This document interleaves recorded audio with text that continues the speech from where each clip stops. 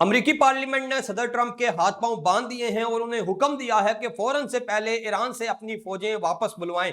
एक करारदाद मंजूर की गई है। इस करारदाद की कानूनी हैसियत क्या है और क्या अब भी अख्तियारात सिर्फ और सिर्फ सदर ट्रंप के हाथ में हैं? और अगर सदर ट्रंप इस करारदाद पर दस्तखत नहीं करते तो आगे क्या होने जा रहा है, इस पर बात करेंगे। और क्या ये जो करारदाद पेश की गई कांग्रेस की जानब से, जिसमें डेमोक्रेटिक्स के लोगों ने भी वोट दिए, इसके बाद से क्या जंग रुक जाएगी? अमेरिकी कानून क्या कहता है, इस पर बात करेंगे। इसके अलावा कुवैत एयरपोर्ट के सिविलियन एरिया को टारगेट किया गया है ईरान की जानब से। ईरान का यह कहना है कि हमने टारगेट नहीं किया, अमेरिका के इंटरसेप्टर मिसाइल लगे हैं यहां जाके, जबकि अमेरिका ने, सेंटकॉम ने यह कहा है कि यह हमला हमने नहीं किया।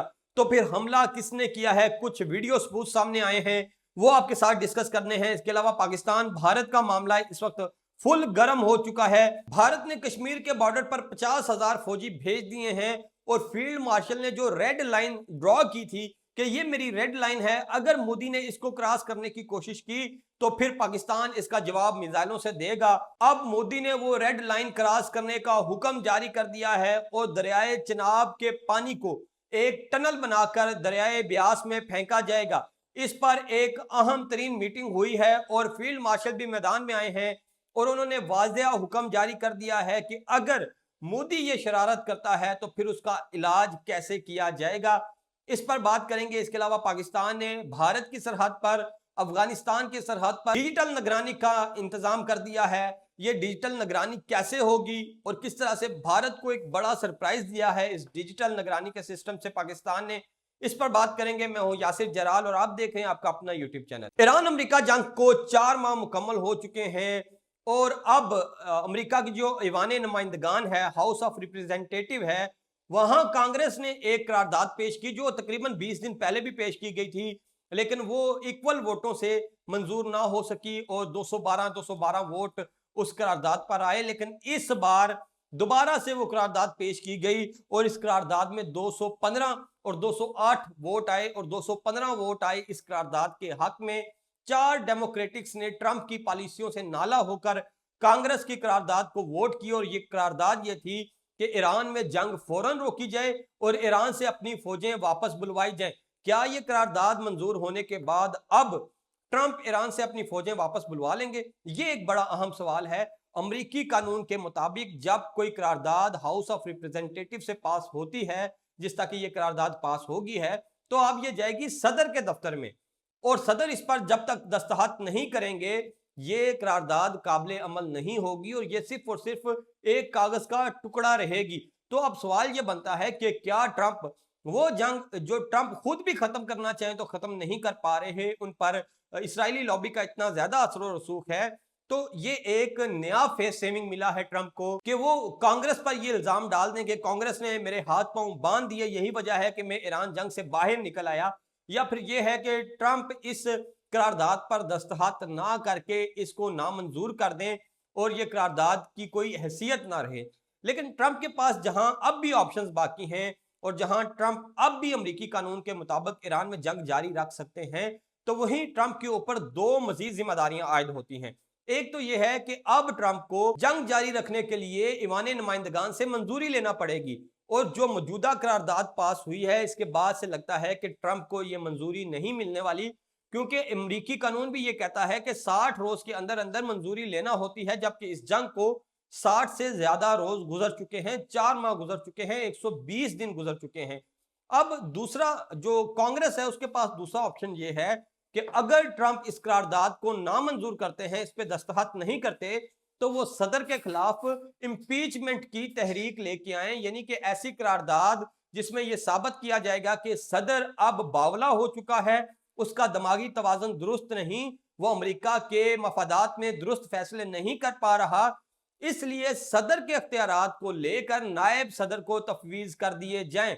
यानी कि ट्रंप के अख्तियारात सल्ब करने के लिए इंपीचमेंट की तहरीक लाई जा सकती है कांग्रेस के अंदर और कांग्रेस को वाज़ेह अक्सरियत हासिल है अवान नुमाइंदगान में, क्योंकि ये करारदाद जो 215 की तादाद से मंजूर हुई है ये इसका वाज़ेह सबूत है। तो अब क्या ट्रंप जो करारदाद मंजूर हुई है इस पर अमल दरामद करके ईरान जंग खत्म करते हैं तो बेहतर, अगर खत्म नहीं करते तो फिर ट्रंप के खिलाफ इंपीचमेंट की तहरीक आ सकती है अमेरिकी ईवान नुमाइंदगान में। ये एक बड़ी खबर है। दूसरी जानब अमेरिका ने जब ईरान के टावर्स को अटैक किया जजीरों पर, और उनके कमांड एंड कंट्रोल सेंटर जो ड्रोन को कमांड करते थे उनको उड़ाया, तो उसके जवाब में ईरान ने कुवैत के अंदर अमेरिकी अड्डों को निशाना बनाया और 5 ऐसे मकामात को निशाना बनाया जहां से मिडल ईस्ट की सारी सरगर्मियों को देखा जाता था।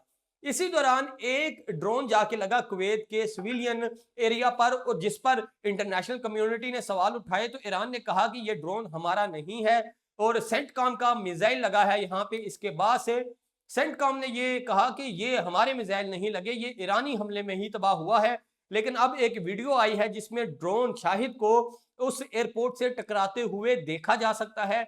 इसके अलावा एयरपोर्ट के मलबे से भी ड्रोन शाहिद की इंजन की जो बाकियात हैं वो मिली हैं, और उसके बाकी पुर्जों की बाकियात मिली हैं, जिससे ये साबित होता है कि ये हमला ईरानी ड्रोन से ही हुआ है। यकीनन जहां पे बहुत सारे अहदाफ को टारगेट किया जा रहा होता है तो वहीं कोलैटरल डैमेज भी होता है। अमेरिका अगर ईरान के अंदर 168 बच्चियों को कोलैटरल डैमेज के नाम पे शहीद कर सकता है, तो फिर ये एक खाली एयरपोर्ट का एरिया तबाह हो जाना कोई बड़ी बात नहीं है। इसके अलावा पाक भारत को लेके कुछ बड़ी खबरें हैं।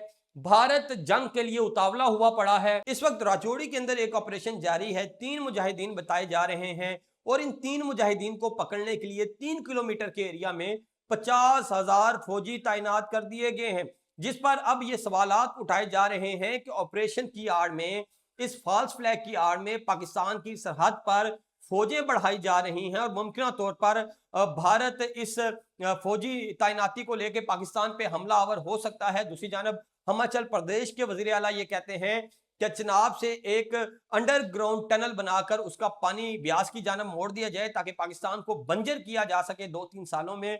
और फील्ड मार्शल ने इसके बाद एक वाज़िया पैगाम जारी किया है कि तुम्हें पहले भी बताया था कि पानी पाकिस्तान की रेड लाइन है, और अगर तुमने इंडस वाटर ट्रीटी से छेड़छाड़ करने की कोशिश की तो हम इंतजार करेंगे तब तक का, जब तक कि तुम ये टनल पूरी ना कर लो, जब तक कि तुम पाकिस्तान के पानियों पर डैम ना बना लो। जिस रोज तुम फीता काटोगे उसी रोज हमारे मिसाइल आकर उन डैम्स को लगेंगे, उसी रोज हमारे जो मिसाइल हैं वो आकर उन टनल्स को लगेंगे जिनसे तुमने पाकिस्तान के पानी को रोकने की कोशिश की। और फील्ड मार्शल ने वाज़िया पैगाम दे दिया है कि पानी पर जीरो टॉलरेंस पॉलिसी है, तुम छेड़छाड़ करोगे तो हम ठोक के रख देंगे। ये फील्ड मार्शल ने पैगाम पहुंचाया है मोदी को। इसके अलावा पाकिस्तान ने भारत और अफगानिस्तान की सरहद पर डिजिटल निगरानी का निजाम लगा दिया है। इसमें सैटेलाइट इमेजरी है, इसमें ड्रोन्स हैं, और इसमें एंटी रेडिएशन सिस्टम्स हैं, इंफ्रारेड सिस्टम्स हैं।